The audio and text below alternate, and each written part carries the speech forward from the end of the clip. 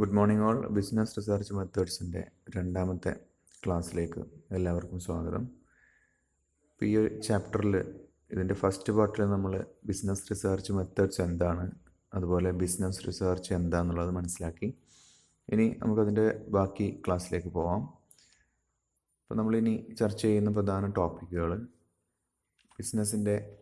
Business റിസർച്ചിൻ്റെ functions എന്തൊക്കെയാണെന്നുള്ള കാര്യങ്ങൾ, രണ്ടാമത് വരുന്നത് benefits of research and research process. ഈ മൂന്ന് പ്രധാന ടോപ്പിക്കുകളാണ് ഇന്നത്തെ ക്ലാസ്സിൽ നമ്മൾ ഡിസ്കസ് ചെയ്യുന്നത്. അപ്പോൾ നമുക്ക് ആദ്യം ഫങ്ഷൻസ് ഓഫ് ബിസിനസ് റിസർച്ച് എന്താണെന്ന് നോക്കാം. ബിസിനസ് റിസർച്ചിന് 5 പ്രധാനപ്പെട്ട ഫങ്ഷൻസ് ആണുള്ളത്. അതിൽ first one is management tool. Business research എന്നുള്ള ഒരു മാനേജ്മെൻറ്റ് ടൂളാണ്. Then source of information, redefining perceptions, risk management, shaping strategies. So these are the 5 important functions of business research. And now let's discuss them in detail. First one, management tool. The main function of business research is to gather information for making best business decisions. പ്രധാന ഒരു ഫങ്ഷനാണ് information collect ചെയ്യുക എന്നുള്ളത്. Business റിസർച്ചിലൂടെ മാനേജ്മെൻറ്റിന് നല്ല തീരുമാനങ്ങൾ, business decisions എടുക്കുന്നതിന് മാനേജ്മെൻറ്റിനെ പ്രാപ്തമാക്കുന്നതിന് വേണ്ടി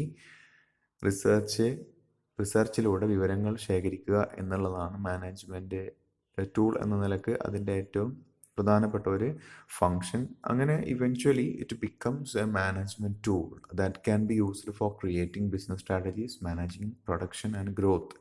അപ്പോൾ അങ്ങനെ നമുക്ക് ഈ ബിസിനസ് റിസർച്ചിനെ മാനേജ്മെൻറ്റിൻ്റെ ബിസിനസ് സ്ട്രാറ്റജീസ് ക്രിയേറ്റ് ചെയ്യുന്നതിനും ഉൽപ്പാദനത്തെ മാനേജ് ചെയ്യുന്നതിനും അതുപോലെ തന്നെ മറ്റു ഗ്രോത്ത് ആൻഡ് ഡെവലപ്മെൻറ്റ് ആക്ടിവിറ്റീസ്, ഇതിനെല്ലാം വേണ്ട ഡാറ്റ കളക്ട് ചെയ്യുന്ന ഒരു ടൂൾ എന്ന നിലക്ക് നമുക്ക് ബിസിനസ് റിസർച്ചിനെ മനസ്സിലാക്കാം. ഒരു ടൂൾ എന്ന നിലക്ക് it provides A descriptive function, അതുപോലെ ഡയഗ്നോസ്റ്റിക് ഫങ്ഷൻ, പ്രെഡിക്റ്റീവ് ഫങ്ഷൻ. ഇങ്ങനെ 3 ഫങ്ഷൻസ് ബിസിനസ് റിസർച്ച് ഒരു മാനേജ്മെൻറ്റ് ടൂൾ എന്ന രീതിയിൽ അത് നിർവഹിക്കുന്നുണ്ടെന്ന് മനസ്സിലാക്കാം. ഡിസ്ക്രിപ്റ്റീവ് ഫങ്ഷനിലോട് ഉദ്ദേശിക്കുന്നത് ഡാറ്റ കളക്ഷൻ ചെയ്യുന്നു എന്നുള്ളതാണ്. ഡാറ്റ കളക്ട് ചെയ്യുന്നു. Collecting data is the descriptive function. അതാണ് അതിൻ്റെ ഡിസ്ക്രിപ്റ്റീവ് ഫങ്ഷൻ ഉള്ളത്. ഡാറ്റ കളക്ഷൻ ചെയ്യുന്നു, ഈ ഡിസിഷൻസ് ഒക്കെ എടുക്കുന്നതിന് വേണ്ടിയിട്ടുള്ള ഡാറ്റ കളക്ട് ചെയ്യുന്നു. And second one is diagnostic ഫങ്ഷനാണ്. ഡയഗ്നോസ്റ്റിക് ഫങ്ഷനിലോട് ഉദ്ദേശിക്കുന്നത് ഈ കളക്ട് ചെയ്ത ഡാറ്റയെ നമ്മൾ അസസ് ചെയ്യുന്നുണ്ട്, അതിനെ ഇവാലുവേറ്റ് ചെയ്യുന്നുണ്ട്, അതുപോലെ തന്നെ എക്സ്പ്ലെയിൻ ചെയ്യുന്നു ഈ ഡാറ്റ. ഇതെല്ലാം ചെയ്യുന്നതുകൊണ്ടാണ് അതിൻ്റെ ഒരു ഡയഗ്നോസ്റ്റിക് ഫങ്ഷനാണെന്ന് പറയുന്നത്. And last one is predictive function. അപ്പം ഇതിൻ്റെ എല്ലാം അടിസ്ഥാനത്തിൽ നമ്മൾ ആ ഡാറ്റയെ ഫോർകാസ്റ്റ് ചെയ്യുന്നു. കളക്ട് ചെയ്ത ഡാറ്റയുടെ അടിസ്ഥാനത്തിൽ നമ്മളതിൽ നിന്ന് ഫോർകാസ്റ്റിംഗ് ചെയ്യുന്നുണ്ട്. Choosing A course of action. ഒരു കോഴ്സ് ഓഫ് ആക്ഷൻ നമ്മളതിൽ നിന്ന് ചൂസ് ചെയ്യുന്നുണ്ട്. അതോടൊപ്പം തന്നെ നമ്മൾ ആ ഡാറ്റയെ ഫോർകാസ്റ്റ് ചെയ്യുകയും ചെയ്യുന്നുണ്ട്. അപ്പോൾ ഒരു പ്രെഡിക്റ്റീവ് ഫങ്ഷൻ എന്ന് പറയുന്നത് അതുകൊണ്ടാണ്. നല്ലൊരു കോഴ്സ് ഓഫ് ആക്ഷൻ സെലക്ട് ചെയ്തുകൊണ്ട് അത് നമ്മൾ ഡാറ്റയെ ഫോർകാസ്റ്റിങ്ങും ചെയ്യുന്നു. അതുകൊണ്ട് നമുക്കതിനെ പ്രെഡിക്റ്റീവ് ഫങ്ഷനും ചെയ്യുന്നുണ്ടെന്ന് പറയാം. ഇതാണ് ഒന്നാമത് പറഞ്ഞിട്ടുള്ള management tool. And next one is source of information. ഇൻഫർമേഷൻ്റെ ഒരു സോഴ്സായിട്ട്, വിവരങ്ങളുടെ ഒരു സ്രോതസ് എന്ന നിലക്ക് മാനേജ്മെൻറ്റ് ബിസിനസ് റിസർച്ച് ആക്ട് ചെയ്യുന്നുണ്ട്. അപ്പോൾ ഇതിലൂടെ ഡാറ്റ കളക്ഷൻ നമുക്ക് ഇൻറ്റേർണൽ റിപ്പോർട്ടിംഗ്, അതുപോലെ തന്നെ ഫിനാൻഷ്യൽ സ്റ്റേറ്റ്മെൻറ്റ്സ് തുടങ്ങിയവയിലൂടെ എല്ലാം നമുക്ക് ഡാറ്റ കളക്ഷൻ ചെയ്യാൻ പറ്റുന്നു. അപ്പോൾ അത് data can also be collected or purchased from reliable sources. ഡാറ്റയെ നമുക്ക് കളക്ട് ചെയ്യാം, അല്ലെങ്കിൽ ആ ഡാറ്റയെ പർച്ചേസ് ചെയ്യാം. 2 രീതിയിലും ആ ഡാറ്റയെ നമുക്ക് കളക്ട് ചെയ്യാം എന്നുള്ളതാണ്. വിശ്വസനീയമായ ഉറവിടങ്ങളിൽ നിന്നും ഡാറ്റയെ കളക്ട് ചെയ്യാം, അതുപോലെ തന്നെ അതിനെ പർച്ചേസ് ചെയ്യാം. അപ്പോൾ അതാണ് സോഴ്സ് ഓഫ് ഇൻഫർമേഷൻ. ഇൻഫർമേഷൻ സോഴ്സായിട്ട് ബിസിനസ് റിസർച്ച് ഫങ്ഷൻ ചെയ്യുന്നുണ്ട് by collecting data from reliable sources. Then മൂന്നാമത്താണ് redefining perceptions. The business research provides an opportunity to assess to what extent the collected information is suitable for business. അപ്പോൾ നമ്മൾ collect ചെയ്തിട്ടുള്ള വിവരങ്ങൾ എത്രത്തോളം നമുക്ക് reliable ആണ് അല്ലെങ്കിൽ സൂട്ടബിൾ ആണ്. ബിസിനസ്സിൻ്റെ ആ ഒരു കോണ്ടെക്സ്റ്റിൽ ബിസിനസ് ഡിസിഷൻ മേക്കിങ്ങിനെ എത്രത്തോളം കളക്ട് ചെയ്തിട്ടുള്ള ഡാറ്റ സ്യൂട്ടബിൾ ആണ് എന്നുള്ളത് നമുക്ക് അസസ് ചെയ്യാനുള്ള ഒരു അവസരം ബിസിനസ് റിസർച്ച് നൽകുന്നു എന്നുള്ളതാണ്. സ്വാഭാവികമായിട്ട് ഒരു ഇൻഡസ്ട്രിയിൽ നിൽക്കുന്ന ഫേമിന് a firm will have some assumptions and perceptions about its role in industry. ആ സ്ഥാപനത്തെ പറ്റിയിട്ട് അതിന് തന്നെ ചില അസംഷൻസും പെർസെപ്ഷൻസും ഒക്കെ ഉണ്ടാവും. അപ്പോൾ ഈ ഡാറ്റ കളക്ട് ചെയ്യുന്നതിലൂടെ ആ അസംഷൻസ് അല്ലെങ്കിൽ പെർസെപ്ഷൻസ് അത് എത്രത്തോളം ട്രൂ ആണ് എന്നുള്ളത് മനസ്സിലാക്കാൻ പറ്റുന്നു. അപ്പോൾ അതിലെന്തെങ്കിലും വ്യത്യാസങ്ങൾ വന്നു കഴിഞ്ഞാൽ അല്ലെങ്കിൽ എന്തെങ്കിലും വേരിയേഷൻസ് കണ്ടു കഴിഞ്ഞാൽ അതിനനുസരിച്ചുകൊണ്ടുള്ള ചേഞ്ചസ് കൊണ്ടുവരാനും അത് റീഡിഫൈൻ ചെയ്യണം. അവരുടെ റോള് അല്ലെങ്കിൽ അവരുടെ ഒരു പെർസെപ്ഷൻ റീഡിഫൈൻ ചെയ്യുക, അത് വീണ്ടും ഒന്ന് ഡിഫൈൻ ചെയ്യാൻ നടത്തുക. അത് വീണ്ടും അത് നേരത്തെ മനസ്സിലാക്കിയതിൽ നിന്നും വ്യത്യസ്തമായിട്ടുള്ള ഒരു കാഴ്ചപ്പാടിലേക്ക് അവർക്ക് തങ്ങളുടെ സ്ഥാപനത്തെക്കുറിച്ച് എത്തിച്ചേരാനുള്ള ഒരു അവസരം ബിസിനസ് റിസർച്ച് പ്രൊവൈഡ് ചെയ്യുന്നു. That's mean by redefining perceptions. ഇനി മറ്റൊന്നാണ് risk management. Research helps to assess present conditions and thereby lowering risk. റിസർച്ചിലൂടെ നമുക്ക് നമ്മുടെ പ്രസൻറ്റ് കണ്ടീഷൻ എന്താണെന്നുള്ളത് മനസ്സിലാക്കാൻ പറ്റും. അപ്പോൾ അതുവഴി ബിസിനസ്സിൻ്റെ റിസ്ക് ബിസിനസ്സിന് കുറക്കുക എന്നുള്ളതാണ്. Business research can provide parameters in which A business can flourish and manage risk. അപ്പോൾ ബിസിനസ് റിസർച്ചിലൂടെ നമുക്ക് ചില പാരാമീറ്റേഴ്സൊക്കെ കിട്ടുന്നുണ്ട്. അത് ബിസിനസ്സിന് അതിനെ എത്രത്തോളം ഫ്ലറിഷ് ചെയ്യാം എന്നുള്ളതും അതുപോലെ തന്നെ എത്രത്തോളം അതിൻ്റെ റിസ്ക് മാനേജ് ചെയ്യാം എന്നുള്ളതും അതിനെ സംബന്ധിച്ചിട്ടുള്ള ഒരു ഒരു പാരാമീറ്റേഴ്സ് ബിസിനസ് റിസർച്ചിലൂടെ നമുക്ക് മനസ്സിലാക്കിയെടുക്കാൻ പറ്റും. അപ്പം അതുകൊണ്ട് അതിനനുസരിച്ചുകൊണ്ടുള്ള ഫ്യൂച്ചർ എന്താണ് എന്ന് മനസ്സിലാക്കുന്നതിന് വേണ്ടിയിട്ട് പ്രസൻറ്റ് കണ്ടീഷൻ വെച്ചുകൊണ്ടുള്ള ഒരു അനാലിസിസ് സാധ്യമാവുന്നു. അപ്പോൾ അതുവഴി ബിസിനസ്സിന് എത്രത്തോളം റിസ്ക് വന്നേക്കാം എന്നതിനെ പറ്റിയുള്ള ഒരു നിഗമനത്തിൽ എത്തിച്ചേരാൻ പറ്റുന്നു. ആൻഡ് റിസ്ക് മാനേജ് ചെയ്യാൻ ബിസിനസ് റിസർച്ച് ബിസിനസ്സിനെ പ്രാപ്തമാക്കുന്നു. It reveals the need for increased insurance. For example ആണത് changing in existing transportation facilities et cetera. ഇതൊക്കെ അതിൽ നിന്ന് മനസ്സിലാക്കാൻ പറ്റും. എത്രത്തോളം റിസ്ക് ഉണ്ടെന്ന് മനസ്സിലാക്കിയതിനനുസരിച്ചുകൊണ്ട് നമ്മുടെ ഇൻഷുറൻസ് ഇൻക്രീസ് ചെയ്യാൻ പറ്റുന്നു. അതുപോലെ തന്നെ ട്രാൻസ്പോർട്ടേഷൻ ഫെസിലിറ്റീസിലൊക്കെ എന്തെങ്കിലും ചേഞ്ചസ് ആവശ്യം വരുന്നെങ്കിൽ അങ്ങനെയുള്ള കാര്യങ്ങളെല്ലാം നമുക്ക് മനസ്സിലാക്കാൻ പറ്റുന്നു. ഇതെല്ലാം സാധ്യമാവുന്നത് ബിസിനസ് റിസർച്ച് കണ്ടക്ട് ചെയ്യുന്നതിലൂടെയാണ്. അപ്പോൾ ബിസിനസ് റിസർച്ചിൻ്റെ മറ്റൊരു ഇമ്പോർട്ടൻറ്റ് ഫംഗ്ഷനാണ് റിസ്ക് മാനേജ് ചെയ്യുക എന്നുള്ളത്. Then next last one is shaping strategies or shape strategies. Researching trends or tracking industry data can provide or stimulate strategic planning. ഇപ്പോൾ സ്ട്രാറ്റജികൾ ഷേപ്പ് ചെയ്യുക എന്നുള്ളതാണ്. റിസർച്ചിലൂടെ നമുക്ക് we can identify what are the researching trends or current trends and also we will be able to track industry data track ചെയ്യാൻ പറ്റും. അതുപോലെ തന്നെ ഇപ്പോഴുള്ള ട്രെൻഡ് എന്താണെന്നുള്ളത് മനസ്സിലാക്കാൻ പറ്റും. അപ്പോൾ ഇതിൻ്റെ അടിസ്ഥാനത്തിൽ കമ്പനിക്ക് സ്ട്രാറ്റജിക് പ്ലാനിങ് ചെയ്യുന്നതിന് വേണ്ടിയിട്ട് അവരെ അത് ഹെൽപ്പ് ചെയ്യുന്നു എന്നുള്ളതാണ്. അപ്പം കോമ്പറ്റീറ്റേഴ്സിൻ്റെ പ്ലാൻ നമുക്ക് വ്യക്തമായിട്ട് മനസ്സിലായാൽ അവരേത് ദിശയിലാണ് മൂവ് ചെയ്യുന്നതെന്ന് മനസ്സിലാക്കി കഴിഞ്ഞ് കഴിഞ്ഞാൽ അതിനനുസരിച്ചുകൊണ്ട് നമുക്ക് നമ്മുടെ സ്ട്രാറ്റജീസ് ഫോർമുലേറ്റ് ചെയ്യാൻ പറ്റുന്നു. കോമ്പറ്റീറ്റേഴ്സിനെ പറ്റിയുള്ള ഒരു അറിവെല്ലാം നമുക്ക് ഈ റിസർച്ചിലൂടെ കിട്ടുന്നതാണ്. ഇപ്പോൾ മറ്റൊരു എക്സാമ്പിൾ പറഞ്ഞു കഴിഞ്ഞാൽ, for example conducting research in the area of consumer preferences.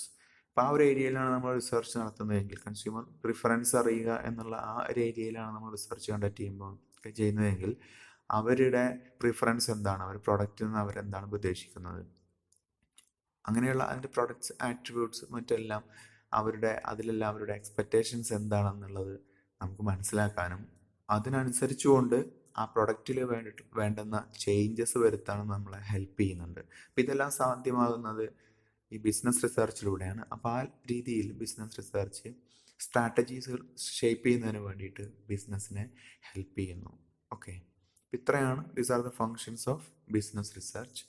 ഇനി നമുക്ക് ബിസിനസ് റിസർച്ചിൻ്റെ ബെനഫിറ്റ്സിലേക്ക് പോവാം. What are the benefits of business research in business and industry? മൊത്തത്തിലുള്ളൊരു ബിസിനസ് റിസർച്ച് കൊണ്ട് ബിസിനസ്സിനും ഇൻഡസ്ട്രിക്കുമുള്ള ഗുണങ്ങൾ എന്തെല്ലാം? ഒരു 6 പ്രധാനപ്പെട്ട പോയിന്റ്സ് നോക്കാം. First one, it provides information about economy and changes around us. Business research economy അതുപോലെ തന്നെ സോഷ്യൽ സ്ട്രക്ചറിനെയൊക്കെ പറ്റിയിട്ടുള്ള വിവരങ്ങൾ ശേഖരിക്കുന്നുണ്ട് ബിസിനസ് റിസർച്ചിലൂടെ. അപ്പോൾ അപ്പോൾ അത് നമ്മളെ എന്താണ് ആ എക്കണോമിയിൽ സംഭവിക്കുന്നതെന്നും മനസ്സിലാക്കാനും അതിനനുസരിച്ച് കൊണ്ടുള്ള രീതിയിൽ ആ ബിസിനസ്സിനെ അതിനെ അഡാപ്റ്റ് ചെയ്യുന്ന രീതിയിൽ പ്രിപ്പയർ ചെയ്യാനൊക്കെ ബിസിനസ് റിസർച്ച് ഹെൽപ്പ് ചെയ്യുന്നുണ്ട്. അപ്പോൾ ഫസ്റ്റ് ഒരു ബെനിഫിറ്റാണ് എക്കണോമിയെക്കുറിച്ചും അതിന് ചുറ്റും അല്ലെങ്കിൽ നമുക്ക് ചുറ്റും സ്ഥാപനത്തിന് ചുറ്റും നടക്കുന്ന ചേഞ്ചസുകളെ പറ്റിയും ഇൻഫർമേഷൻ പ്രൊവൈഡ് ചെയ്യുന്നു. And second one is it helps to solve operational and planning problems of business and industry. ബിസിനസ്സിൻ്റെയും അതുപോലെ തന്നെ ഇൻഡസ്ട്രിയുടെയും ഓപ്പറേഷണൽ അതുപോലെ പ്ലാനിങ് പ്രോബ്ലംസ് അതെന്തൊക്കെയാണെന്ന് സോൾവ് ചെയ്യുന്നതിന് ഹെൽപ്പ് ചെയ്യുന്നു. 3, it helps in decision making. അതായത് ഒരു ഇമ്പോർട്ടൻറ്റ് ഫംഗ്ഷനാണ് ഡിസിഷൻ മേക്കിങ്ങിനെ, ബിസിനസ് ഡിസിഷൻ മേക്കിങ്ങിനെ ഹെൽപ്പ് ചെയ്യുന്നു. 4th one is firm can adjust supply with demand. കാരണം ഈ ഫേമിന് ബിസിനസ് റിസർച്ചിലൂടെ ഫ്യൂച്ചർ ഡിമാൻഡ് എസ്റ്റിമേറ്റ് ചെയ്യാൻ പറ്റുന്നു. അപ്പോൾ എസ്റ്റിമേറ്റ് ചെയ്യാൻ പറ്റുമ്പോൾ അതിനനുസരിച്ച് കൊണ്ടുള്ള ഒരു സപ്ലൈ അഡ്ജസ്റ്റ് ചെയ്യാൻ ഈ സ്ഥാപനത്തിന് സാധിക്കുന്നു എന്നുള്ളതാണ്. അപ്പോൾ അതാണ് മറ്റൊരു ഇമ്പോർട്ടൻ്റ് ആയിട്ടുള്ള ഗുണം. പിന്നെ മറ്റൊന്ന് ഹെൽപ്സ് ഇൻ ബിസിനസ് ബഡ്ജറ്റിങ്ങിന് ഹെൽപ്പ് ചെയ്യുന്നു. ബിസിനസ് ബഡ്ജറ്റിങ്ങിലൂടെ ഇപ്പോൾ അതിൻ്റെ estimated profit and loss account മറ്റൊക്കെ പ്രിപ്പയർ ചെയ്യുന്നതിനും അതിൻ്റെ പ്രൊഡക്ഷൻ അതുപോലെ തന്നെ അതിൻ്റെ സപ്ലൈ തുടങ്ങിയിട്ടുള്ള കാര്യങ്ങളൊക്കെ എസ്റ്റിമേറ്റ് ചെയ്യുക, ഇതിനെല്ലാം ബിസിനസ് റിസർച്ച് ഹെൽപ്പ് ചെയ്യുന്നുണ്ട്. 6th one is A tool of business policy. ഇപ്പോൾ മാർക്കറ്റ് റിസർച്ച് എന്നുള്ളത് അല്ലെങ്കിൽ ബിസിനസ് റിസർച്ച് എന്നുള്ളത് ഇന്ന് ഒരു ബിസിനസ് പോളിസിയുടെ ടൂളായി മാറിയിട്ടുണ്ടെന്നുള്ളതാണ്. ഇനി അപ്പോൾ അതുകൊണ്ട് അതിൻ്റേതായിട്ടുള്ള ഒരു ബെനിഫിറ്റ് സ്ഥാപനങ്ങൾക്ക് അത് ഉണ്ടായിരിക്കും, അവരതിൻ്റെ ടൂളായിട്ടാണ് കാണുന്നത്.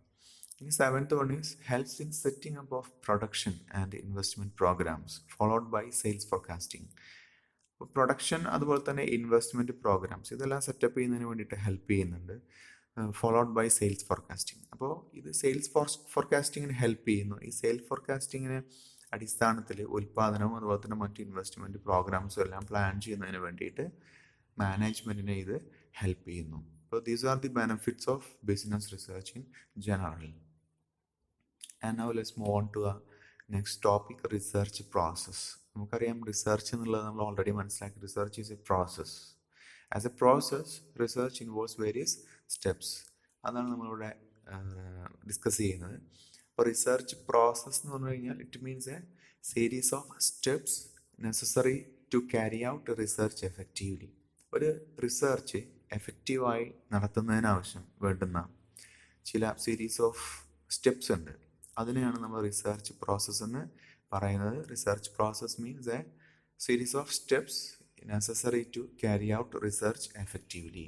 റിസർച്ചിനെ നല്ല രീതിയിൽ നടത്തുന്നതിന് വേണ്ടി നമ്മൾ ചില സ്റ്റെപ്പുകൾ ഫോളോ ചെയ്യേണ്ടതായിട്ടുണ്ട്. അതിനെയാണ് റിസർച്ച് പ്രോസസ്സ് എന്നുള്ളതുകൊണ്ട്, റിസർച്ച് പ്രക്രിയ അല്ലെങ്കിൽ ഗവേഷണ പ്രക്രിയ എന്നുള്ളതുകൊണ്ട് ഉദ്ദേശിക്കുന്നത്. നമുക്കത് ഏതൊക്കെയാണെന്ന് നോക്കാം. അപ്പോൾ അതിൽ പ്രധാനപ്പെട്ട സ്റ്റെപ്പുകളാണ് 13ഓളം സ്റ്റെപ്പുകൾ വരുന്നു. Tentative or temporary selection of research problem. ആദ്യമായിട്ട് നമ്മളതിനെ റിസർച്ച് പ്രോബ്ലത്തെ ടെമ്പററി സെലക്ട് ചെയ്യുന്നു. 2 ഇനീഷ്യൽ സർവേ ഓഫ് ലിറ്ററേച്ചർ. അത് നമ്മൾ തുടക്കത്തിലുള്ള ഒരു റിവ്യൂ ഓഫ് അല്ലെങ്കിൽ സർവേ ഓഫ് ലിറ്ററേച്ചർ കണ്ടക്ട് ചെയ്യുന്നു. പിന്നെ അടുത്ത സ്റ്റേജിൽ 3rd one finalising research problem. അതിൽ നിന്നും നമ്മൾ ആ റിസർച്ച് പ്രോബ്ലത്തെ ഫൈനലൈസ് ചെയ്യും. അതിനുശേഷം 4th one extensive literature survey നടത്തുന്നു. വളരെ കുറച്ചുകൂടെ ബൃഹത്തായിട്ടുള്ള കുറച്ചുകൂടെ വൈഡായിട്ടുള്ള ലിറ്ററേച്ചർ സർവേ കണ്ടക്ട് ചെയ്യുന്നു. ദെൻ അതിനുശേഷം നമ്മളൊരു ഹൈപ്പോത്തസിസ് ഡെവലപ്പ് ചെയ്യുന്നു. Then 6th one is preparation of research design. പിന്നീട് റിസർച്ച് ഡിസൈൻ എന്നുള്ളത് പ്രിപ്പയർ ചെയ്യും. അതിനുശേഷം സാമ്പിൾ ഡിസൈൻ തീരുമാനിക്കുന്നു. പിന്നെ ഡാറ്റ കളക്ഷനിലേക്ക് പോകുന്നു. അതിനുശേഷം ആ പ്രോജക്റ്റ് നമ്മൾ എക്സിക്യൂട്ട് ചെയ്യുന്നു. പിന്നെ കളക്ട് ചെയ്തിട്ടുള്ള ഡാറ്റയെ നമ്മൾ അനലൈസ് ചെയ്യുന്നു. അനാലിസിസിൻ്റെ ഭാഗമായിക്കൊണ്ട് നമ്മൾ അനാലിസിസിന് ശേഷം ആ ഡാറ്റയെ നമ്മൾ നേരത്തെ ഫോർമുലേറ്റ് ചെയ്തിട്ടുള്ള ഹൈപ്പോത്തസിസ് വെച്ചുകൊണ്ട് അത് ടെസ്റ്റ് ചെയ്യുന്നു. അതിൽ നിന്ന് നമ്മൾ ചില ജനറലൈസേഷൻസ് അല്ലെങ്കിൽ ഇൻ്റർപ്രിട്ടേഷനിലേക്ക് എത്തിച്ചേരുന്നു. അവസാനം ഇതെല്ലാം കൂടെ ചേർത്തുകൊണ്ട് നമ്മൾ റിപ്പോർട്ട് പ്രിപ്പയർ ചെയ്യുന്നു. അപ്പോൾ these are the steps in research process. ഇനി നമുക്കിതിൽ ഓരോന്നും ഒരല്പം വിശദമായിട്ട് നോക്കാം. So first one is tentative selection of research problem. അപ്പോൾ ആദ്യമായിക്കൊണ്ട് ഒരു റിസർച്ചർ ചെയ്യേണ്ടത് identify the area of research or problem എന്നുള്ളതാണ്. ആ റിസർച്ച് അദ്ദേഹം ചെയ്യാൻ പോകുന്ന ഏരിയ എന്താണെന്ന് ഐഡൻറ്റിഫൈ ചെയ്യണം. അല്ലെങ്കിൽ ആ റിസർച്ചബിൾ ഇഷ്യൂ അവിടെ എന്താണ് എന്നുള്ളത്, അത് ഏത് ഏരിയയിലാണ് എന്നുള്ളത് അദ്ദേഹം ഐഡൻറ്റിഫൈ ചെയ്യണം എന്നുള്ളതാണ്. അപ്പോൾ ഇതിനു വേണ്ടിയിട്ട് the researcher can seek the help of, he can take the help of researchers and guides. അപ്പം അതിന് വേണ്ടിയിട്ട് അദ്ദേഹത്തിന് ഈ മേഖലയിലുള്ള മറ്റു റിസർച്ചേഴ്സിൻ്റെ, ഗവേഷകരുടെ അല്ലെങ്കിൽ റിസർച്ച് ഗൈഡുകളുടെയൊക്കെ സഹായം തേടാവുന്നതാണ്. മാത്രമല്ല ഇതിനെ പറ്റിയുള്ള വിവരങ്ങൾ കിട്ടുന്നതിന് വേണ്ടിയിട്ട് he can also review professional journals, dissertations, reports, thesis et cetera. ഇങ്ങനെയുള്ള ഇത്തരം പ്രസിദ്ധീകരണങ്ങളെല്ലാം, ജേർണലുകൾ, ഡിസർട്ടേഷൻസ്, റിപ്പോർട്ടുകൾ തുടങ്ങിയിട്ടുള്ളതെല്ലാം തന്നെ ഈ പ്രോബ്ലത്തെ പറ്റിയിട്ടുള്ള ഒരു അണ്ടർസ്റ്റാൻഡിങ് ഉണ്ടാകുന്നതിന് വേണ്ടിയിട്ട് അദ്ദേഹത്തിന് റിസർച്ച് ചെയ്യാൻ ഉദ്ദേശിക്കുന്ന ആൾക്ക് സെർച്ച് ചെയ്യാവുന്നതാണ്. അങ്ങനെ അദ്ദേഹം ഈ ഒന്നാമത്തെ ഘട്ടത്തിൽ he takes A general topic and then the topic is converted into a specific problem. ആദ്യം നമ്മൾ ചെയ്യുമ്പോൾ സ്വാഭാവികമായിട്ടും ഒരു ജനറൽ ഐഡിയ നമുക്ക് ഉണ്ടാവുള്ളൂ, കാരണം റിസർച്ചിലേക്ക് നമ്മൾ പ്രവേശിക്കുന്നേ ഉള്ളൂ. നമ്മൾ ആ ഒരു ബ്രോഡ് ഏരിയയാണ് നമ്മൾ ആദ്യം സെലക്ട് ചെയ്യുന്നത്. അതിനുശേഷം നമ്മൾ അതിനെ നാരോ ഡൗൺ ചെയ്ത് നമ്മളൊരു സ്പെസിഫിക് പ്രോബ്ലത്തിലേക്ക് അതിനെ കൊണ്ടുവരണം.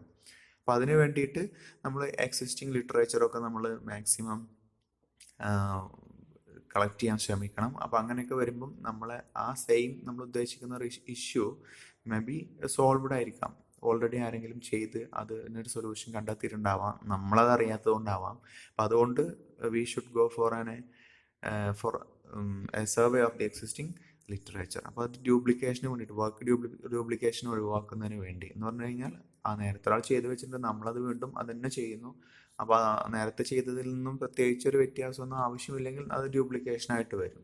ഓക്കെ, അപ്പോൾ അത് ഒഴിവാക്കുന്നതിന് വേണ്ടിയിട്ട് നമ്മളൊരു ഇനീഷ്യൽ സർവേ ഒക്കെ അവിടെ കണ്ടക്ട് ചെയ്യേണ്ടി വരുന്നുള്ളതാണ്. ഇതാണ് ഈ tentative selection of research problem എന്ന് പറഞ്ഞു കഴിഞ്ഞാൽ. ഇനി നമുക്കതിൻ്റെ ഒരു സോഴ്സസ് കിട്ടും.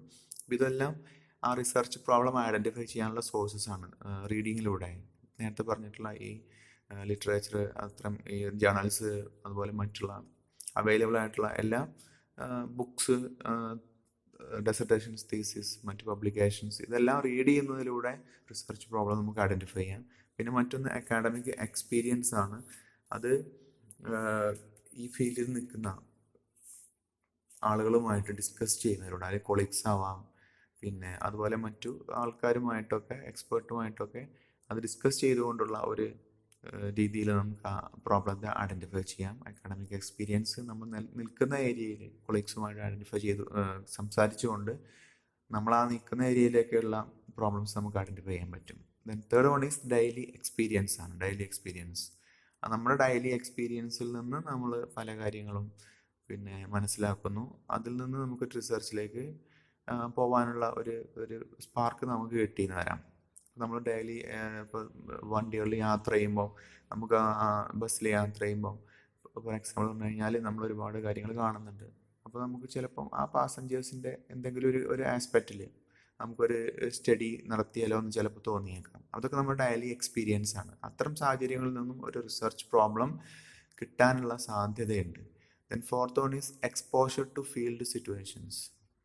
അപ്പോൾ നമ്മൾ ഫീൽഡ് വർക്ക്സ്, അതുപോലെ തന്നെ എക്സ്റ്റൻഷൻ വർക്ക് തുടങ്ങിയിട്ടുള്ള കാര്യങ്ങളിൽ നിന്നും റിസർച്ച് പ്രോബ്ലം നേരത്തെ പറഞ്ഞ പോലെ തന്നെ നമുക്ക് കിട്ടാനുള്ള ഒരു സാധ്യതയുണ്ട്. ദെൻ ഫിഫ്ത്ത് വൺ ഈസ് ഡിസ്കഷനാണ്. മറ്റ് എക്സ്പേർട്ടുമായിട്ടുള്ള, ഇൻഡസ്ട്രി എക്സ്പേർട്ടുമായിട്ട്, അല്ലെങ്കിൽ റിസർച്ചേഴ്സുമായിട്ട്, അഡ്മിനിസ്ട്രേറ്റേഴ്സുമായിട്ടുള്ള ഡിസ്കഷന്, അല്ലെങ്കിൽ മറ്റ് ബിസിനസ് എക്സിക്യൂട്ടീവ്സ്, അവരുമായിട്ടൊക്കെയുള്ള ആ മേഖലയിലുള്ള എക്സ്പേർട്ടുമായി ഡിസ്കഷൻ നടത്തിക്കൊണ്ട് അതിൽ നിന്ന് നമുക്ക് ഒരു റിസർച്ച് പ്രോബ്ലം ഐഡൻറ്റിഫൈ ചെയ്യാം. അപ്പോൾ these are the sources of research problem. ഇതെല്ലാം റിസർച്ച് പ്രോബ്ലം നമുക്ക് കിട്ടാനുള്ള ചില ഉറവിടങ്ങളാണ്. Okay, and second step is initial survey of literature. അപ്പോൾ നമ്മൾ നേരത്തെ അത് കണ്ടു. Once we have taken problem in general, then we have to conduct a initial survey of literature. അപ്പോൾ അതിൽ നമ്മൾ ആദ്യം ചെയ്യുന്നത് ഈ പ്രോബ്ലം സെലക്ട് ചെയ്യുക എന്നുള്ളതാണ്. അതിനുശേഷം നമ്മൾ ഈ റിസർച്ചിൻ്റെ ബാക്കി എന്തിലേക്ക് മൂവ് ചെയ്യണം, എങ്ങോട്ട് പോകണം എന്നറിയുന്നതിന് വേണ്ടിയിട്ട് നമ്മൾ ഒരു ഇനീഷ്യൽ സർവേ കണ്ടക്ട് ചെയ്യുന്നു. ഇത് ചെയ്യുന്നത് is to have a general overview of literature is done to bring out a frame of reference for the research. ഈ ഒരു റിസർച്ചിന് നമുക്കൊരു ഫ്രെയിം ഓഫ് റെഫറൻസ് വേണം. അതിന് വേണ്ടിയിട്ടാണ് നമ്മൾ ഇനീഷ്യൽ സർവേ കണ്ടക്ട് ചെയ്യുന്നത്. It helps to understand basic facts, major issues or controversies, underlying theories relating to the study.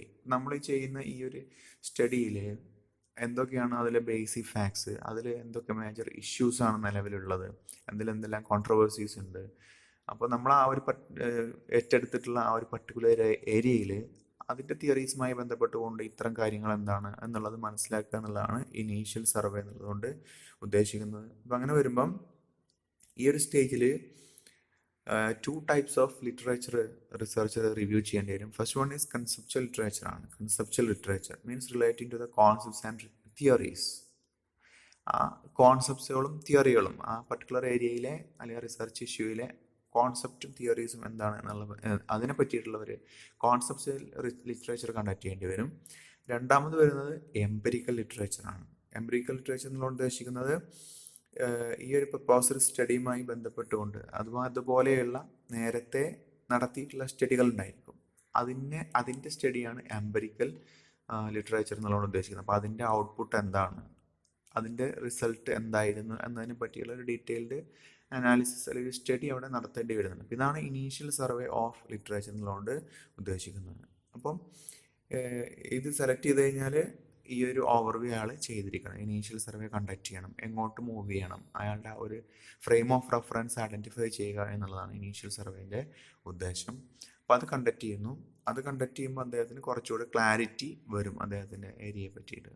അപ്പോൾ third one ആ ക്ലാരിറ്റി വന്നതിന് ശേഷം ഫൈനലൈസേഷൻ ഓഫ് റിസർച്ച് പ്രോബ്ലം ആണ്. അപ്പോൾ ഇനീഷ്യൽ സർവേക്ക് ശേഷം the problem should be finalised and put into specific terms. നേരത്തെ ഉണ്ടാവുക ഒരു ജനറൽ വ്യൂ ആയിരിക്കും നമുക്കുണ്ടാവുക, ഒരു ബ്രോഡ് പേരൊക്കെ ആയിരിക്കും നമ്മൾ റിസർച്ചിന് കൊടുത്തിട്ടുണ്ടായിരിക്കുക. പക്ഷേ ഈ ഒരു സ്റ്റേജിൽ എത്തുമ്പോൾ നമ്മൾ അതിനെ ഒന്നുകൂടെ സ്പെസിഫിക് ടേംസിലേക്ക് കൊണ്ടുവരണം. ഓക്കെ, ഒരു ഇൻഡിവിജ്വൽ റിസർച്ചറൊക്കെ സംബന്ധിച്ചിടത്തോളം ഒരു ബ്രോഡ് ഏരിയ എന്ന് റിസർച്ച് ചെയ്യാന്ന് പറഞ്ഞു കഴിഞ്ഞാൽ അത് ഇറ്റ്സ് ഇമ്പോസിബിൾ, ഓൾമോസ്റ്റ് ഇമ്പോസിബിൾ. കാരണം അതിനുള്ള സമയം, അതിനുള്ള സൗകര്യം, അതിനുള്ള ഒരുപാട് ലിമിറ്റേഷൻസ് അദ്ദേഹത്തിന് ഉണ്ടാവാം. അപ്പോൾ അതുകൊണ്ട് തന്നെ ആ പ്രോബ്ലത്തെ ഒന്നുകൂടെ നാരോ ഡൗൺ ചെയ്തുകൊണ്ട് ഒരു ഇൻഡിവിജ്വലിന് കൈകാര്യം ചെയ്യാവുന്ന ഒരു ലെവലിലേക്ക് ആ പ്രോബ്ലത്തെ നാരോ ഡൗൺ ചെയ്യണം, അല്ലെങ്കിൽ അതിനെ സ്പെസിഫൈ ചെയ്യണം എന്നുള്ളൊരു അവസ്ഥയിലേക്ക് നമ്മളെത്തും. അപ്പോൾ അതിനെ ആ ഒരു സ്പെസിഫിക് ടേംസിൽ ആ റിസർച്ച് പ്രോബ്ലം സ്റ്റേറ്റ് ചെയ്യുക എന്നുള്ളതാണ് നമ്മൾ ചെയ്യേണ്ട അടുത്തൊരു കാര്യം. പിന്നെ അദ്ദേഹം he has to prepare a summary of the topic called synopsis. പിന്നീട് ഇതിൽ നിന്നും ഒരു സിനോപ്സിസ് എന്നുള്ളത് ഡെവലപ്പ് ചെയ്യാം. സിനോപ്സിസ് എന്ന് പറഞ്ഞു കഴിഞ്ഞാൽ നമ്മൾ എന്താണ് ആ സ്റ്റഡിയിൽ ഇൻക്ലൂഡ് ചെയ്യുന്നത്, ആ സ്റ്റഡിയുടെ ഇമ്പോർട്ടൻസ് എന്താണ്, ആ സ്റ്റഡിയിൽ എന്ത് മെത്തേഡ്സ് ഓഫ് റിസർച്ചാണ്, അതിൻ്റെ ഒരു മെത്തഡോളജി എന്താണ് നമ്മൾ ഫോളോ ചെയ്യുന്നത് തുടങ്ങിയിട്ടുള്ള ഒരു സമ്മറി ആ റിസർച്ചിൽ അദ്ദേഹം ചെയ്യാൻ പോകുന്നതിനെ പറ്റിയുള്ള research what's this research all about എന്നുള്ള ഒരു സംഭവം അതിൻ്റെ ഒരു importance, relevance of the topic in the current scenario, അതോടൊപ്പം തന്നെ അദ്ദേഹത്തിന് അഡോപ്റ്റ് ചെയ്യാൻ പോകുന്ന ഒരു മെത്തഡോളജി ഓഫ് റിസർച്ച്, ഇത്രയും കാര്യങ്ങൾ ഉൾക്കൊള്ളിച്ചുകൊണ്ടുള്ള ഒരു ബ്രീഫ് റിപ്പോർട്ട് അദ്ദേഹം അല്ലെങ്കിൽ ഒരു പേപ്പർ ചെയ്യണം. അതിനെയാണ് നമ്മൾ സിനോപ്സിസ് എന്ന് പറയുന്നത്. അപ്പോൾ ഇത് ഫൈനലൈസേഷൻ ഓഫ് റിസർച്ച് ചെയ്തതിന് ശേഷമാണ് ചെയ്യുന്നത്. Okay, and fourth one is, അപ്പോൾ ഇതിപ്പം റിസർച്ചിൻ്റെ ഏരിയ പ്രോബ്ലം സെലക്ട് ചെയ്തു, സ്പെസിഫിക് ടേംസിൽ നമ്മൾ അതിനെ ഡിഫൈൻ ചെയ്തു. അപ്പോൾ ഇനി നമ്മൾ നെക്സ്റ്റ് ചെയ്യേണ്ടത് we had to collect as much information as possible related to the topic that you have taken up. അപ്പോൾ അതിന് വേണ്ടിയിട്ട് the researcher has to conduct an extensive literature survey. അപ്പോൾ അദ്ദേഹത്തിന് അതൊരു ഇനി നമ്മൾ ചെറിയ രീതിയിലല്ല, വളരെ വൈഡായിട്ട് തന്നെ ആ ഒരു പർട്ടിക്കുലർ ഏരിയയിൽ എന്തൊക്കെ ലിറ്ററേച്ചർ അവൈലബിൾ ആണ് അതിനെ പറ്റിയിട്ടുള്ള ഒരു സർവേ കണ്ടക്ട് ചെയ്യണം. അപ്പോൾ ഇതിന് ഒരുപാട് പർപ്പസുകളുണ്ട് ഈ ഒരു ലിറ്ററേച്ചർ സർവേയിൽ അല്ലെങ്കിൽ റിവ്യൂ ഓഫ് ലിറ്ററേച്ചർ ചെയ്യുന്നതിന്. ഒരു ഉദ്ദേശം എന്ന് പറഞ്ഞു കഴിഞ്ഞാൽ it is done to prepare bibliography of works. നമ്മൾ ആ വർക്ക്സിൻ്റെ ബിബ്ലിയോഗ്രഫി പ്രിപ്പയർ ചെയ്യുക എന്നുള്ളതാണ്. നമ്മൾ ഏതൊക്കെ നമ്മുടെ വർക്ക് ചെയ്യുന്നതിന് മുന്നോടിയായിക്കൊണ്ട് നമ്മൾ ആരുടെ എല്ലാം വർക്കുകൾ നമ്മൾ വായിച്ചിട്ടുണ്ട്, ആരുടെ എല്ലാം വർക്കുകൾ നമ്മൾ റെഫർ ചെയ്തിട്ടുണ്ട്, അതിൽ നിന്ന് എന്താണ് നമ്മൾ മനസ്സിലാക്കിയിട്ടുള്ളത്, നമ്മുടെ റിസർച്ച് ഗ്യാപ്പ് എന്താണ്, ഇങ്ങനെയൊക്കെയുള്ള ഒരുപാട് കാര്യങ്ങൾ. റിസർച്ച് ഗ്യാപ്പ് എന്ന് പറഞ്ഞു കഴിഞ്ഞാൽ നമ്മളെവിടെ നിൽക്കുന്നു, അതുപോലെ തന്നെ മുമ്പേ ചെയ്തിട്ടുള്ള ആ ഒരു പർട്ടിക്കുലർ സ്റ്റഡീസ് എവിടെയാണ്, നമ്മളെവിടെയാണ് നിൽക്കുന്നത് എന്നുള്ളത് ഐഡൻറ്റിഫൈ ചെയ്യുക എന്നുള്ളതാണ് റിവ്യൂ ഓഫ് ലിറ്ററേച്ചറിൻ്റെ ഒരു പ്രധാനപ്പെട്ട ഉദ്ദേശം. അപ്പം ഇറ്റ്സ് ആൻ അക്കൗണ്ട്. ഇനി നമുക്ക് അതെന്താണെന്ന് നോക്കാം. ലിറ്ററേച്ചർ റിവ്യൂ എന്ന് പറഞ്ഞു കഴിഞ്ഞാൽ literature review is an account of what has been published on a topic by credited scholars and researchers. അപ്പോൾ ഇതുവരെ ആ റിസർച്ചേഴ്സും അതുപോലെ തന്നെ മറ്റ് സ്കോളേഴ്സും എല്ലാം ആ ഒരു പർട്ടിക്കുലർ ടോപ്പിക്കിൽ എന്താണ് അവർ പബ്ലിഷ് ചെയ്തിട്ടുള്ളത്, എന്ത് വിവരമാണ് അവർ തന്നിട്ടുള്ളത്, അല്ലെങ്കിൽ അവൈലബിൾ ആയിട്ടുള്ള എന്ത് വിവരമാണ് ഉള്ളത്, അതിൻ്റെ ഒരു അക്കൗണ്ടാണ് ലിറ്ററേച്ചർ റിവ്യൂ എന്നുള്ളതുകൊണ്ട് ഉദ്ദേശിക്കുന്നത്. അപ്പോൾ അത് ചെയ്യുമ്പം the research can very well understand what are the current knowledge in the field of his study. എന്താണ് നിലവിൽ അതിനെ പറ്റിയുള്ള കാര്യം എന്താണെന്ന് അദ്ദേഹത്തിന് അറിയാൻ പറ്റും. And he can update himself. അദ്ദേഹത്തിന് സ്വയം അത് മനസ്സിലാക്കാം. He can keep updated. അത് അദ്ദേഹത്തിനെ പറ്റി അത് അപ്ഡേറ്റഡ് ആയിട്ട് നിൽക്കുക എന്നുള്ളതാണ്. അപ്പോൾ അതുകൊണ്ട് തന്നെ അപ്പോഴും നമ്മൾ ശ്രദ്ധിക്കേണ്ട ഒരു കാര്യം, ഈ ലിറ്ററേച്ചർ സർവേ ചെയ്യുമ്പോൾ ഇപ്പോൾ നമ്മൾ ഏരിയ ഒക്കെ നമ്മൾ സ്പെസിഫൈ ചെയ്തു. അപ്പോൾ അതിനുശേഷം നമ്മൾ ആ ഏരിയയുമായി ക്ലോസ്ലി റിലേറ്റഡ് സ്റ്റഡീസാണ് നമ്മൾ റിവ്യൂ ചെയ്യുന്നതിന് വേണ്ടിയിട്ട് എടുക്കേണ്ടത്. യാതൊരു ബന്ധവുമില്ലാത്ത സബ്ജക്റ്റുകൾ എണ്ണം തേക്കുക എന്നുള്ള ഉദ്ദേശത്തോടു കൂടി ഒരിക്കലും റിവ്യൂവിൽ കൊണ്ടുവന്ന് ചേർക്കരുത് എന്നുള്ളതാണ്. ആ റിവ്യൂ ചെയ്യുന്നത് കൊണ്ട് നമുക്ക് എന്തെങ്കിലും ഗുണം നമ്മുടെ ആ സ്റ്റഡിക്ക് ഉണ്ടാവണം. അത്തരത്തിലുള്ള റിവ്യൂസ് മാത്രമേ നമ്മൾ കളക്ട് ചെയ്യാവൂ. അതുകൊണ്ട് തന്നെ it is advisable to select more closely related studies and survey all primary, secondary and tertiary sources. അപ്പോൾ ഇതുപോലെ ഇത് കിട്ടാൻ വേണ്ടിയിട്ടുള്ള ഈ ഡാറ്റ അല്ലെങ്കിൽ അതുമായി ബന്ധപ്പെട്ട ലിറ്ററേച്ചർ കിട്ടാനുള്ള എല്ലാ സാധ്യമായ സോഴ്സുകളും നമ്മൾ റിവ്യൂ അല്ലെങ്കിൽ സർവേ ചെയ്തിരിക്കണം. അതായത് പ്രൈമറി സോഴ്സുകൾ ഉണ്ടാവാം, സെക്കൻഡറി ഉണ്ടാവാം, ടെർഷറി ഉണ്ടാവാം. ഏത് സോഴ്സുകളാണെങ്കിലും നമ്മളത് വളരെ വൈഡായിട്ട് തന്നെ സർവേ ചെയ്യണം. ഒരു ഇൻഫർമേഷനും ഇമ്പോർട്ടൻ്റ് ഇൻഫർമേഷനും നഷ്ടപ്പെട്ടു പോകരുത് എന്ന ഒരു ചിന്തയിൽ വേണം അതെല്ലാം ചെയ്യാൻ. അപ്പോൾ അത് കണ്ടക്ട് ചെയ്യുക എന്നുള്ളതാണ് extensive literature survey. And after that we have to formulate the hypothesis. ഇത് ചെയ്തതിന് ശേഷം നമ്മൾ നമ്മുടെ ഹൈപ്പോത്തസിസ് ഫോർമുലേഷൻ ചെയ്യുന്നു എന്നുള്ളതാണ്. ഹൈപ്പോത്തസിസ് എന്നുള്ളത് നിങ്ങൾ ഓൾറെഡി പഠിച്ചിട്ടുണ്ടായിരിക്കും. Hypothesis is a tentative assumption to be tested. നമ്മൾ ടെസ്റ്റ് ചെയ്യേണ്ടുന്ന ഒരു ടെൻറ്റേറ്റീവ് അസംഷനാണ് about something. That's called hypothesis. അപ്പോൾ അത് നമ്മൾ ടെസ്റ്റ് ചെയ്യാണ് ചെയ്യുക. ഹൈപ്പോത്തസിസ് ഒരിക്കലും അത് വെരിഫൈ ചെയ്യലല്ല, അല്ലെങ്കിൽ അത് പ്രൂവ് ചെയ്യലല്ല എന്ന് പറയാം. ഹൈപ്പോത്തസിസ് പ്രൂവ് ചെയ്യല്ല വേണ്ടത്, അത് ടെസ്റ്റ് ചെയ്യുകയാണ് നമ്മൾ ചെയ്യുന്നത്. അപ്പോൾ there may be one or more or several hypothesis for the same study. ഒരു സ്റ്റഡിക്ക് ഒരു ഹൈപ്പോത്തസിസ് 2 3 ഒന്നും ആയിക്കൊള്ളുന്നില്ല. ഒരുപാട് ഹൈപ്പോത്തസിസ് 10 15 20 25 ഹൈപ്പോത്തസിസ് ഒക്കെ ഉണ്ടാവാം. അതെല്ലാം ആ സ്റ്റഡിയുടെ നാച്ചർ അനുസരിച്ചുകൊണ്ടിരിക്കും. ഇത് നമ്മൾ വെക്കുന്നത് hypothesis is formulated before data collection. Data collection ചെയ്യുന്നതിൻ്റെ മുൻപെയാണ് ഹൈപ്പോത്തസിസ് വെക്കുന്നത്.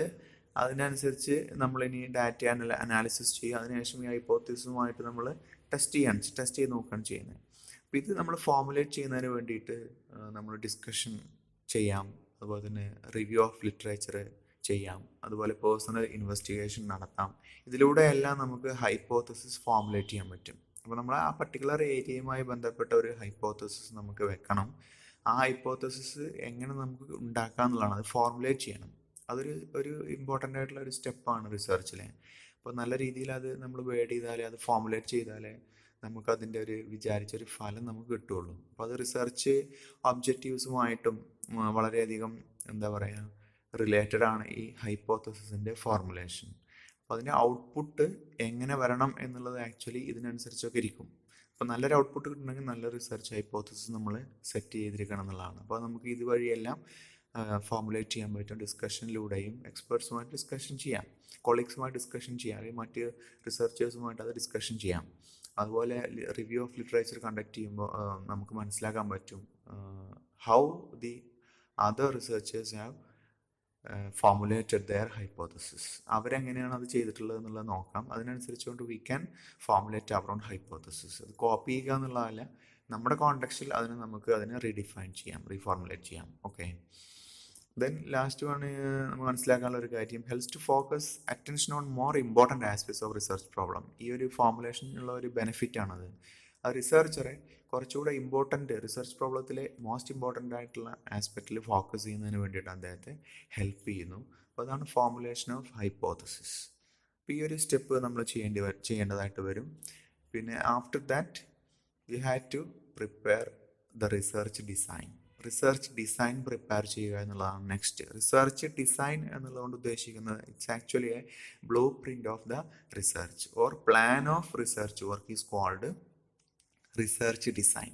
നമ്മൾ ചെയ്യാൻ പോകുന്ന റിസർച്ച് അതിൻ്റെ A to Z നമ്മൾ പ്ലാൻ ചെയ്യണം. ആ പ്ലാനിനാണ് ആക്ച്വലി റിസർച്ച് ഡിസൈൻ എന്ന് പറയുന്നത്. അപ്പോൾ അത് പ്ലാൻ എന്ന് പറയുമ്പം നമുക്ക് അതിൻ്റെ ഒരു കൺസെപ്ച്വൽ സ്ട്രക്ചർ നമ്മൾ അവിടെ ഡെവലപ്പ് ചെയ്യണം, within which the research should be conducted. ആ ഒരു റിസർച്ച് കണ്ടക്ട് ചെയ്യേണ്ടുന്ന ഒരു കൺസെപ്ച്വൽ സ്ട്രക്ചർ നമ്മൾ ഡെവലപ്പ് ചെയ്യണം. അതിനകത്ത് നിന്നുകൊണ്ടാണ് നമ്മൾ ആ റിസർച്ച് കണ്ടക്ട് ചെയ്യുന്നത്. അതിനാണ് നമ്മൾ റിസർച്ച് ഡിസൈൻ എന്ന് പറയുന്നത്. ഇതിൽ ഒരുപാട് ഉദ്ദേശത്തോട് കൂടിയിട്ടാണ് നമ്മൾ റിസർച്ച് ഡിസൈൻ പ്രിപ്പയർ ചെയ്യുന്നത്. കാരണം ടൈപ്സ് ഓഫ് റിസർച്ച് നമുക്കിനി വരാവുന്ന അടുത്ത ക്ലാസ്സിൽ നമ്മൾ ചെയ്യാൻ പോകുന്ന ടോപ്പിക്കാണ് ടൈപ്സ് ഓഫ് റിസർച്ച്. റിസർച്ചിൻ്റെ ടൈപ്സ് വരുന്നുണ്ട്. അപ്പോൾ അതിൽ പ്രധാനമായിട്ട് റിസർച്ചുകൾ ഉണ്ടാവുന്നത് എക്സ്പ്ലോറേറ്ററി നേച്ചർ ആവാം, ഡിസ്ക്രിപ്റ്റീവ് ആവാം, ഡയഗ്നോസ്റ്റിക് വരുന്നുണ്ട്, അതുപോലെ എക്സ്പെരിമെൻറ്റേഷൻ. ഇങ്ങനെ ഒരു 4 ടൈപ്പ് വരുന്നുണ്ട്. അപ്പോൾ ഈ 4 ടൈപ്പിൽ ഏത് ടൈപ്പ് റിസർച്ചാണ് നമ്മൾ കണ്ടക്ട് ചെയ്യുന്നത് അതിനനുസരിച്ചാണ് ഈ ഡിസൈൻ നമ്മൾ പ്രിപ്പയർ ചെയ്യുന്നത്. ഇപ്പോൾ എല്ലാ റിസർച്ചിനും ഒരേപോലെയുള്ള ഡിസൈൻ അല്ല പ്രിപ്പയർ ചെയ്യാം. ഓക്കെ, ഇപ്പോൾ നമ്മൾ എന്ത് ചെയ്യുന്നു എന്നുള്ളതിനാണല്ലോ, ഒരു ബ്ലൂ പ്രിൻ്റ് ആണ്. ഇപ്പോൾ നമ്മളൊരു ബിൽഡിംഗ് കൺസ്ട്രക്ട് ചെയ്യുന്നു, ആ ബിൽഡിങ് എല്ലാ ബിൽഡിങ്ങിനും ഒരു പ്ലാൻ അല്ലല്ലോ വരിക. നമ്മുടെ ബിൽഡിങ് എങ്ങനെയാണോ കൺസ്ട്രക്ട് ചെയ്യുന്നത് അപ്പോൾ അതിൻ്റെ അനുസരിച്ച് കൊണ്ടാണ് നമ്മൾ അതിൻ്റെ പ്ലാനിലൊക്കെ വ്യത്യാസം വരുത്തുന്നത്. അതിന് ഒരുപാട് ഫാക്ടേഴ്സ് അതിനെ ഡിപ്പെൻഡ് ചെയ്യുന്നുണ്ട്, അല്ലെങ്കിൽ അതിനെ ഇൻഫ്ലുവൻസ് ചെയ്യുന്നുണ്ട്. അപ്പോൾ അതുപോലെ ഒരു റിസർച്ച് വർക്ക് ചെയ്യാൻ നമ്മൾ ഉദ്ദേശിക്കുമ്പം അതിൽ എന്തെല്ലാം കാര്യങ്ങൾ, അതെങ്ങനെ കണ്ടക്ട് ചെയ്യണം, അതിൻ്റെ ഡാറ്റ കളക്ഷൻ, അതിൻ്റെ ബാക്കിയുള്ള അതിൻ്റെ മെത്തഡോളജി, അതിൻ്റെ ഒബ്ജക്റ്റീവ്സ്, ഇങ്ങനെയുള്ള മൊത്തം കാര്യങ്ങൾ ഉൾക്കൊള്ളുന്ന അതിൻ്റെ ഒരു ബ്ലൂ പ്രിൻ്റാണ് ഈ റിസർച്ച് ഡിസൈൻ എന്നുള്ളത്. അപ്പോൾ അത് നമുക്കൊരു ചാപ്റ്ററായിട്ട്, 3rd ചാപ്റ്ററായിട്ട് അത്രയും ഡീപ്പായിട്ട് വരുന്ന ഒരു ഏരിയയാണ് റിസർച്ച് ഡിസൈൻ. അത് ആ ചാപ്റ്ററിൽ അതിൻ്റെ ഡീറ്റെയിൽ ആയിട്ടുള്ള കാര്യങ്ങൾ വരുന്നുണ്ട്. അപ്പോൾ അവിടെ അതിൻ്റെ കൂടുതൽ കാര്യങ്ങൾ മനസ്സിലാക്കാം. ഇപ്പോൾ ഈ സ്റ്റേജിൽ മനസ്സിലാക്കേണ്ടത് we have to prepare research design means a blueprint of the research work that we are going to conduct. അപ്പോൾ അതാണ് ഇവിടെ വരുന്ന റിസർച്ച് ഡിസൈൻ. അപ്പോൾ അതിൻ്റെ ഒരു പ്രധാന ഫങ്ഷൻ എന്ന് പറഞ്ഞു കഴിഞ്ഞാൽ it provides for collection of relevant evidence with minimal expenditure of effort, time and money. അപ്പോൾ ഇത് നമ്മൾ പ്രിപ്പയർ ചെയ്യുമ്പോൾ നമുക്ക് ഒരുപാട് വേസ്റ്റേജ് ഒഴിവാക്കുക എന്നുള്ളതാണ്. നമുക്ക് റെലവൻറ്റ് എവിഡൻസ് അല്ലെങ്കിൽ റെലവൻറ്റ് ഇൻഫർമേഷൻ മാത്രം കളക്ട് ചെയ്യുക, അതിനു വേണ്ടി നമ്മളത് ഹെൽപ്പ് ചെയ്യും. അതെങ്ങനെ കളക്ട് ചെയ്യുന്നു? നമ്മുടെ എഫേർട്ട്, നമ്മളെടുക്കുന്ന എഫേർട്ട്, നമ്മളുടെ സമയം, നമ്മുടെ പണം, ഇതെല്ലാം വളരെ മിനിമൽ ലെവലിൽ നമ്മൾ എടുക്കാവൂ. ഇതെല്ലാം മിനിമം ചിലവാക്കിക്കൊണ്ട് നമുക്ക് റെലവൻറ്റ് എവിഡൻസ് കളക്ട് ചെയ്യണം. അപ്പം അതിന് വേണ്ടിയിട്ട് റിസർച്ചറെ പ്രാപ്തമാക്കുക എന്നുള്ളതാണ് റിസർച്ച് ഡിസൈനിൻ്റെ ഏറ്റവും പ്രധാനപ്പെട്ട ഫങ്ഷൻ. അപ്പോൾ ഒരു റിസർച്ച് ഡിസൈൻ ഉണ്ടെങ്കിൽ നമുക്ക് relevant information with less effort, time and amount of money നമുക്ക് കളക്ട് ചെയ്യാം. Okay, and next one is determination of sample design. Sample design എന്നുള്ളതുകൊണ്ട് ഉദ്ദേശിക്കുന്നത് the way of select required sample for സ്റ്റഡിയാണ്. നമ്മളൊരു study conduct ചെയ്യുമ്പോൾ അതിന് നമ്മൾ ആ ഭാഗത്തേക്ക് എത്തിയിട്ടില്ല, ആക്ച്വലി നമുക്ക് സാമ്പിൾ ചെയ്യാം, അല്ലെങ്കിൽ നമ്മൾ മൊത്തത്തിൽ സെൻസസ് ആയിട്ടും കണ്ടക്ട് ചെയ്യാറുണ്ട്, സർവേ. അപ്പോൾ നമ്മൾ ബിസിനസ് റിസർച്ചിലേക്കൊക്കെ വരുമ്പോൾ ഒരു സെൻസസ് ലെവലിലേക്ക് പോവുക, ഈച്ച് ആൻഡ് എവറി യൂണിറ്റിനെ സ്റ്റഡി ചെയ്യുക എന്നുള്ളത് ഓൾമോസ്റ്റ് ഇമ്പോസിബിൾ ആണ്. അതുകൊണ്ട് നമ്മൾ അഡോപ്റ്റ് ചെയ്യുന്നത് സാമ്പിൾ സർവേ ആണെങ്കിൽ സാമ്പിൾ സ്റ്റഡി ആയിരിക്കും നമ്മൾ കണ്ടക്ട് ചെയ്യുന്നത്. അപ്പോൾ അങ്ങനെ ചെയ്യുന്നുണ്ടെങ്കിൽ നമ്മൾ ഏതെല്ലാം സാമ്പിൾസ് നമ്മുടെ റിസർച്ചിലേക്ക് എടുക്കണം എന്നുള്ളതിനെ പറ്റിയിട്ടുള്ള ഒരു ഐഡിയ നമ്മൾ ഉണ്ടാക്കേണ്ടി വരും. അപ്പോൾ അതിന് വേണ്ടിയിട്ട് നമ്മളൊരു സാമ്പിൾ ഡിസൈൻ ചെയ്യണം. അപ്പോൾ അതിൽ കാണിക്കുന്ന ഇതാണ്, നമ്മൾ സ്റ്റഡിക്ക് വേണ്ട റിക്വയർഡ് സാമ്പിൾ നമ്മൾ എങ്ങനെയാണ് സെലക്ട് ചെയ്യുന്നത് എന്ന് കാണിക്കുന്ന പ്ലാനാണ് ആക്ച്വലി സാമ്പിൾ ഡിസൈൻ. അപ്പോൾ it's A definite plan for obtaining A sample from A population. ഒരു പോപ്പുലേഷനിൽ നിന്നും നമ്മൾ സാമ്പിൾ സെലക്ട് ചെയ്യുന്ന അതിനെ പറ്റിയിട്ടുള്ള വളരെ കൃത്യമായിട്ടുള്ള ഒരു പ്ലാനാണ് നമ്മൾ സാമ്പിൾ ഡിസൈൻ എന്ന് പറയുന്നത്. ഇത് തീരുമാനിക്കുന്നതിൽ ഏത് പ്ലാനാണ് നമ്മൾ അഡോപ്റ്റ് ചെയ്യേണ്ടത്, ഏത് രീതിയിലാണ് ഈ സാമ്പിൾ സെലക്ട് ചെയ്യേണ്ടത് എന്നുള്ളത് നാച്ചർ ഓഫ് എൻക്വയറിയെയും അതുപോലെ തന്നെ അതുമായി റിലേറ്റഡ് ആയിട്ടുള്ള മറ്റൊരുപാട് ഫാക്ടേഴ്സ് ഉണ്ട്. അതിനെയും ആശ്രയിച്ചിരിക്കുന്നു ഏത് സാമ്പിൾ ഡിസൈനാണ് നമ്മൾ സ്വീകരിക്കേണ്ടത് എന്നുള്ളത്. Okay, and next one is, അപ്പോൾ അതെല്ലാം നമ്മൾ തീരുമാനിച്ചു കഴിഞ്ഞു. ഇനി we have to go for data collection.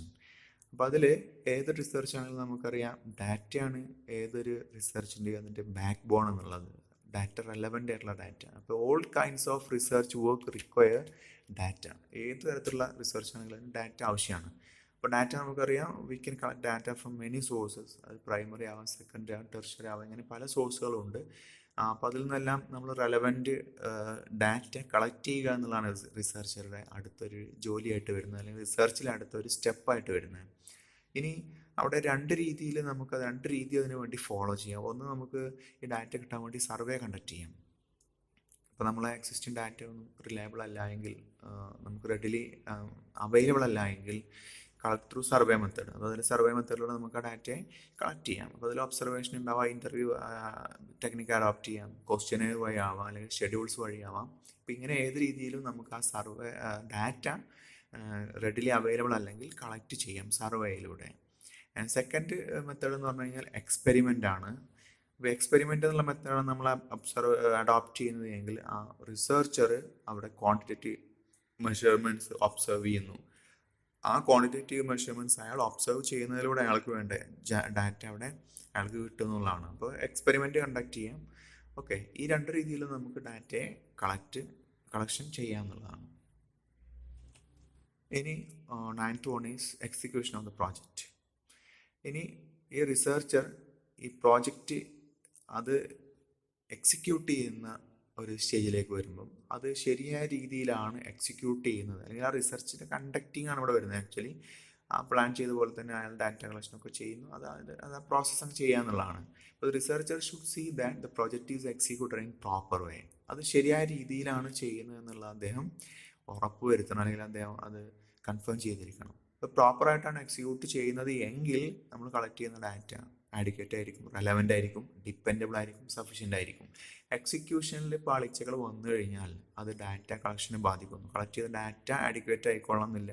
ഇപ്പോൾ വേണ്ടത്ര, ഇപ്പം 300 സാമ്പിളാണ് നമ്മൾ കളക്ട് ചെയ്യാൻ ഉദ്ദേശിച്ചതെങ്കിൽ അത് 100, 50, 150 ഒക്കെ പോയി നിർത്തിക്കഴിഞ്ഞാൽ, എക്സിക്യൂഷൻ മര്യാദക്ക് ചെയ്യാതിരുന്നു കഴിഞ്ഞാൽ അത് നമ്മുടെ റിസൾട്ടിനെ, ഔട്ട്പുട്ടിനെ ബാധിക്കും. അപ്പോൾ ആ ഡാറ്റ വെച്ചുകൊണ്ട് നമ്മൾ ജനറേറ്റ് ചെയ്യുന്ന ഔട്ട്പുട്ട് നമ്മൾ ഡിപ്പെൻഡ് ചെയ്യാൻ പറ്റില്ല, അത് സഫീഷ്യൻ്റ് ആയിക്കൊള്ളണമെന്നില്ല. അപ്പോൾ നമ്മൾ ഡാറ്റ കളക്ഷൻ മൊത്തത്തിൽ റിസർച്ചിൻ്റെ എക്സിക്യൂഷനാണ് ഉദ്ദേശിക്കുന്നത്, അത് പ്രോപ്പറായിട്ട് എക്സിക്യൂട്ട് ചെയ്യുക എന്നുള്ളതാണ്.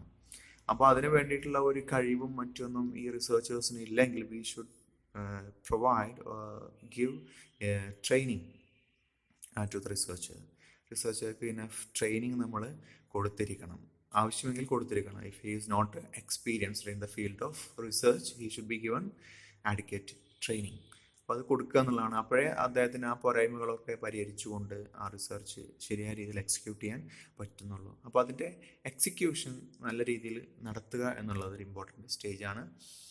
ഇനി next one is analysis of data. അങ്ങനെ ഡാറ്റ കളക്ഷൻ എല്ലാം കഴിഞ്ഞു, റിസർച്ച് കണ്ടക്ട് ചെയ്ത് കഴിഞ്ഞു, ആ ഡാറ്റയും കൊണ്ട് വരികയാണ്.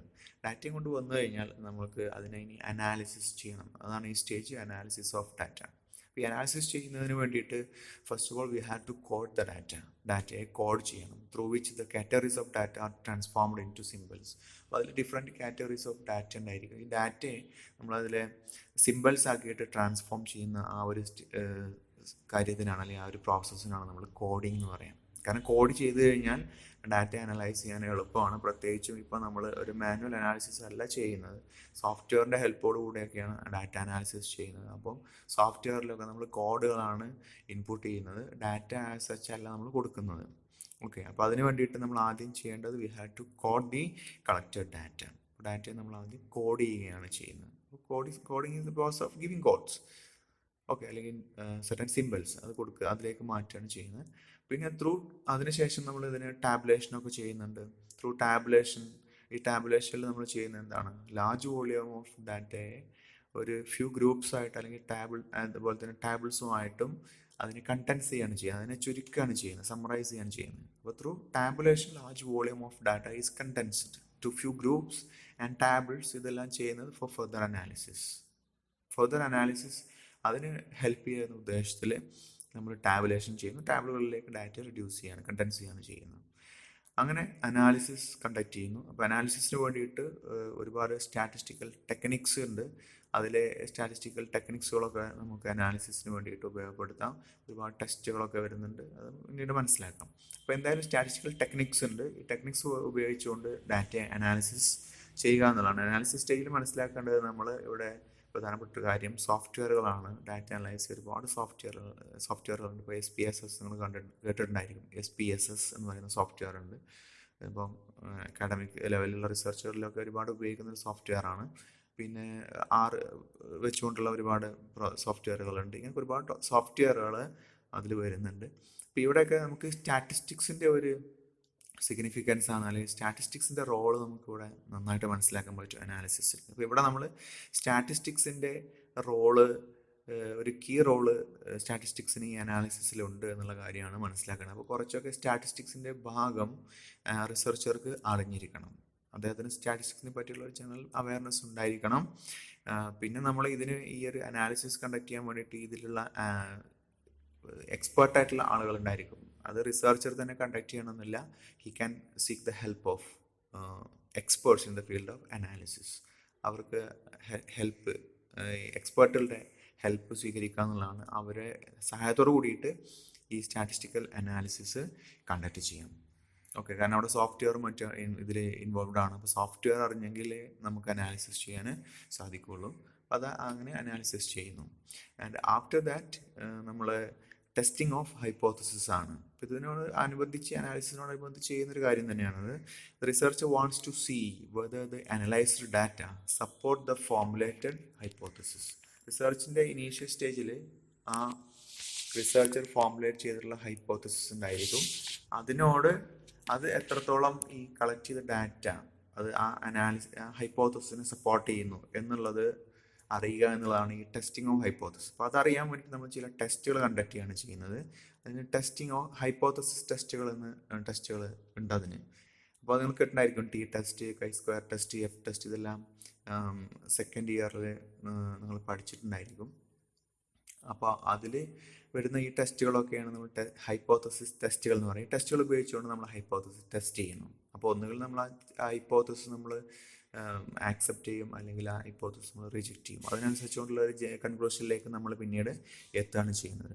അപ്പോൾ ഇതിൽ ഈ ടെസ്റ്റ് ഏത് അപ്ലൈ ചെയ്യണം, whether we had to apply t test or chi square test or F test എന്നുള്ളത് എന്തിന് ഡിപ്പെൻഡ് ചെയ്യുന്നു? ഈ റിസർച്ചറുടെ കൺവീനിയൻസ് ഒരു പ്രധാന ഘടകമാണ്. അതുപോലെ തന്നെ nature and availability of data, ഏത് തരത്തിലുള്ള ഡാറ്റയാണ് നമുക്ക് അവൈലബിൾ, ആ ഡാറ്റയുടെ നാച്ചർ അനുസരിച്ചിരിക്കും. അങ്ങനെയുള്ള ഒരുപാട് കാര്യങ്ങളെ ഡിപ്പെൻഡ് ചെയ്യുന്നു നമ്മൾ ഏത് ടെസ്റ്റാണ് അപ്ലൈ ചെയ്യേണ്ടത് എന്നുള്ളത്. Okay, and next one is arriving at generalisations. ഈ ഒരു ഹൈപ്പോത്തസിസ് ടെസ്റ്റിങ്ങിന് ശേഷം നമ്മൾ അതിൽ നിന്നും ചില ജനറലൈസേഷൻസിലേക്ക് എത്തിച്ചേരുന്നു. ഓക്കെ, അപ്പോൾ ഇതിനനുസരിച്ചുകൊണ്ടുള്ള ചില തിയറികൾക്ക് നമുക്ക് ഈ ഹൈപ്പോത്തസിസ് ടെസ്റ്റിങ്ങിൻ്റെ വെളിച്ചത്തിൽ we can build some kind of theories based on our study. അപ്പോൾ സ്റ്റഡീനെ ബേസ് ചെയ്തുകൊണ്ട് ഹൈപ്പോത്തസിസിൻ്റെ റിസൾട്ടും അനുസരിച്ചുകൊണ്ട് we can build some theories. ഇനി ഹൈപ്പോത്തസിസ് എല്ലാ സ്റ്റഡികളിലും ഹൈപ്പോത്തസിസ് ഉണ്ടായിക്കൊള്ളണമെന്നില്ല. അപ്പോൾ ഹൈപ്പോത്തസിസ് ഇല്ലാത്ത സ്റ്റഡികളാണെങ്കിൽ അത് നമ്മൾ ചെയ്യുന്നത്, അവിടെ നമ്മൾ ഇൻ്റർപ്രിട്ടേഷൻ എന്നുള്ള ആ ഒരു ടേം ഉപയോഗിക്കുന്നത്. അവിടെ നമുക്ക് ഫൈൻഡിങ്സ് വരും. ആ ഫൈൻഡിങ്സിനെ നമ്മൾ എക്സ്പ്ലെയിൻ ചെയ്യുന്നത് on the base of certain theory. ആ തിയറികളുടെ അടിസ്ഥാനത്തിലാണ് ഹൈപ്പോത്തസിസ് ഇല്ലാത്ത കേസുകളിൽ നമ്മൾ ഫൈൻഡിങ്സിനെ എക്സ്പ്ലെയിൻ ചെയ്യുന്നത്. That is called interpretation. Okay, and last one is preparation of research report or thesis. നമ്മൾ ഇത്രയും ചെയ്തിട്ടുള്ള ഈ റിസർച്ചിൽ നിന്നും അതിൻ്റെ ഒരു റിപ്പോർട്ട് അവസാനമായിട്ട് നമ്മൾ പ്രിപ്പയർ ചെയ്യേണ്ടി വരുന്നു. Finally the results of the study is communicated in the form of report or thesis. അത് റിപ്പോർട്ടിൻ്റെ ഒരു രൂപത്തിലാവാം, അല്ലെങ്കിൽ തീസിസിൻ്റെ രൂപത്തിലാവാം, അല്ലെങ്കിൽ റിസർച്ച് പേപ്പർ എന്ന രീതിയിലാവാം. അതിനെ നമ്മൾ ആ കണ്ടെത്തിയിട്ടുള്ള കാര്യങ്ങളെ നമ്മൾ കമ്മ്യൂണിക്കേറ്റ് ചെയ്യുന്നു. അപ്പോൾ അത് ചെയ്യുന്നത് റിപ്പോർട്ടായിട്ടാണ്, അല്ലെങ്കിൽ തീസിസൊക്കെ ആയിട്ടാണ്. ഈ റിപ്പോർട്ടിൽ ഉണ്ടാവുക, the report contains the nature of the problem study, the design and methodology that the research followed, findings and conclusions.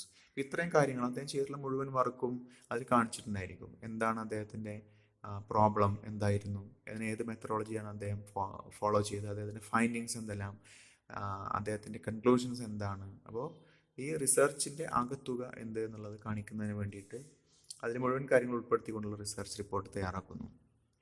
ഇനി ഈ റിപ്പോർട്ട് അതിൻ്റെ ഭാഗങ്ങളാണ് നമ്മൾ മനസ്സിലാക്കാനുള്ളത്. അപ്പോൾ അതിൽ ചാപ്റ്ററുകളായിട്ടാണ്, അല്ലെങ്കിൽ ഡിഫറെൻറ്റ് പാർട്സ് ആയിട്ടാണ് സാധാരണ ഇതിൽ ഈ റിപ്പോർട്ട് അല്ലെങ്കിൽ തീസിസ് സബ്മിറ്റ് ചെയ്യാറുള്ളത്, അല്ലെങ്കിൽ അത് പ്രസൻറ്റ് ചെയ്യുന്നത്. അതിൽ പ്രിലിമിനറി പേജസ് ഉണ്ടാവാം, അതിൽ title, acknowledgement, list of table, charts, diagrams, ഇതൊക്കെ കാണിക്കുന്ന ആദ്യ ഭാഗം. റിസർച്ചിൻ്റെ ടൈറ്റിൽ എന്താണ്, അത് നമ്മൾ അക്നോളജ്മെൻറ്റ് വെച്ചിട്ടുണ്ടായിരിക്കും. ആ റിസർച്ചിൽ നമ്മൾ ഉൾപ്പെടുത്തിയിട്ടുള്ള ടേബിളുകൾ ഉണ്ടായിരിക്കും, പലയിടത്തും ടേബിളുകൾ വെച്ചിട്ടുണ്ടാകും. അപ്പോൾ അതിൻ്റെ ലിസ്റ്റ് നമ്മൾ കാണിക്കും. അതുപോലെ തന്നെ ചാർട്ട്സും ഡയഗ്രാംസും ഒക്കെ കാണിച്ചിട്ടുണ്ടായിരിക്കും. അപ്പോൾ അത് ആദ്യമേ നമ്മൾ അത് കാണിക്കും. ഇന്ന പേജിൽ അതിൻ്റെ ഈ ചാർട്ട് ഇന്നത് കാണിച്ചിട്ടുണ്ട്, അതിൻ്റെ പേരിന്നതാണ്, അങ്ങനെയൊക്കെ കാണിച്ചുകൊണ്ട് അത് കാണിക്കുന്നു. ഇതാണ് അതിൻ്റെ പ്രിലിമിനറി പേജസ്. പിന്നെ സെക്കൻഡായിട്ട് നമ്മൾ പ്രധാന ഒരു ഭാഗം വരുന്നത് ടെക്സ്റ്റ് ഓഫ് തീസിസ് ആണ്. ഇതാണ് അതിൻ്റെ ഒരു കോർ ഭാഗം എന്ന് പറയുന്നത്. ഓക്കെ, അതിൻ്റെ ബോഡി എന്ന് പറയുന്ന ഈ ഭാഗമാണ് അതിൻ്റെ റിസർച്ച് തീസിസിൻ്റെ. അപ്പോൾ അതിലതിൻ്റെ introduction, review of literature, hypothesis, methodology, findings, conclusion, ഇതെല്ലാം കാണിക്കുന്ന അതിൻ്റെ ആ ഒരു മെയിൻ ഏരിയ കാണിച്ചിട്ടുണ്ട്. ഇതാണ് അതിൻ്റെ ടെക്സ്റ്റ് ഓഫ് തീസിസ് എന്നാണ് ഉദ്ദേശിക്കുന്നത്. ഇത് അവസാനിച്ചതിന് ശേഷം കൺക്ലൂഷൻ എന്നുള്ള ഒരു ചാപ്റ്ററുകളായിട്ടാണ് സാധാരണ ഇതിൽ ചെയ്യാറുള്ളത്. അപ്പോൾ അത് അവസാനിച്ചതിന് ശേഷം അതിൻ്റെ എൻഡ് മാറ്റർ വരും, സി, മൂന്നാമത് വരുന്നത്. അതായത് ബിബ്ലിയോഗ്രഫി, അപ്പൻഡിസസ്, അപ്പം അല്ലെങ്കിൽ റഫറൻസുകൾ, നേരത്തെ നമ്മൾ കണ്ടത് ഇതിന് റിവ്യൂ നടത്തിയത് ഏതെല്ലാം, ആരുടെ എല്ലാം സ്റ്റഡീസ് ഉപയോഗിച്ചിട്ടുണ്ട് എന്നുള്ളതിൻ്റെയൊക്കെ ലിസ്റ്റ് നമ്മളവിടെ കാണിക്കുന്നു. ബിബ്ലിയോഗ്രഫി കാണിക്കുന്നു. അതുപോലെ തന്നെ ഇതിനെല്ലാം നമ്മൾ റെഫർ ചെയ്തിട്ടുണ്ടെങ്കിൽ ആ റെഫറൻസ് വരുന്നതാണ്. പിന്നെ അപ്പൻഡിസസ് ആണ്, അതിനോടുള്ള മറ്റെന്തെങ്കിലും അനുബന്ധമായിട്ട് എന്തെങ്കിലും ചെയ്തിട്ടുണ്ടെങ്കിൽ, ഇപ്പോൾ ക്വസ്റ്റ്യനറുകളുടെയൊക്കെ മാതൃക അവിടെ നമ്മൾ വെച്ചേക്കാം. അല്ലെങ്കിൽ മറ്റേതെങ്കിലും റിപ്പോർട്ടുകളൊക്കെ നമ്മൾ ഇതിനകത്ത് അപ്പൻഡ് ചെയ്ത് വെച്ചേക്കാം. അപ്പോൾ ഇങ്ങനെയുള്ള കാര്യങ്ങളെല്ലാം കാണിക്കുന്നു. ഇതെല്ലാം വെച്ചുകൊണ്ടാണ് നമ്മൾ ഈ റിസർച്ച് റിപ്പോർട്ട് പ്രിപ്പയർ ചെയ്യുന്നത്. ഓക്കെ, അപ്പോൾ ഇത്രയാണ് ഇന്നത്തെ ക്ലാസ്സിലുള്ളത്. ഇതിൻ്റെ സ്റ്റെപ്പുകൾ മനസ്സിലായെന്ന് വിചാരിക്കുന്നു. അപ്പോൾ ബാക്കി നമുക്ക് അടുത്ത ക്ലാസ്സിൽ ഡിസ്കസ് ചെയ്യാം. Okay, thank you for watching.